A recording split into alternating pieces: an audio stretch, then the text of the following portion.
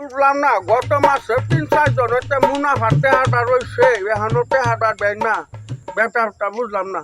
এরা যে কই থাকে কি করে বুঝলাম এই এটা রানা বেটা না হ্যাঁ তুমি কই যাও আসসালামু আলাইকুম। ওয়ালাইকুম সালাম কি ব্যাপার তোমার ৩ মাস ধরে আমি খুঁজতে পাই না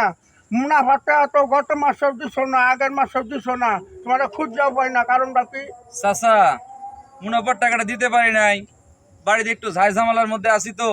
তুমি ঢাকা যাংছো,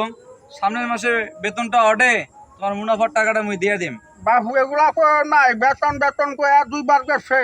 2 মাস দিছ আবার তুমি কইতাছো হন বাহার গেলে তোমার আমি দর বাহামু আমি মুরব্বী মানুষ বেটা এই মুনাফার পেহা তুলে আমি ছবি তোমরা এগুলা পেহা তো আর না দিলে তাহলে আমি কেমনে কইয়া চলমু চাচা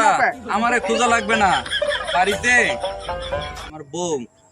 বাজার টাজার করে দিয়েন, বউ আছে একটু দেখেন বাজার টাজার করে দিয়েন, কয় টাকা হয় লাভে আসলে এক বেলায় দিয়ে দেবো। আমি ঢাকা যাইগা, সময় নাই, গাড়ি আসছে। ভালো হয়েছে বেটা বাপ তাই বুগা আর বউটা বাসা আছে আচ্ছা কই গেছে বাড়ি হ্যাঁ আচ্ছা যা সমস্যা নাই কা বউটা তো কইছে বাড়িতে আছে যাই এক পার গাছ লাইটার নাই তা দিব হাত না 6 মাস পর সমস্যা নাই তাই যা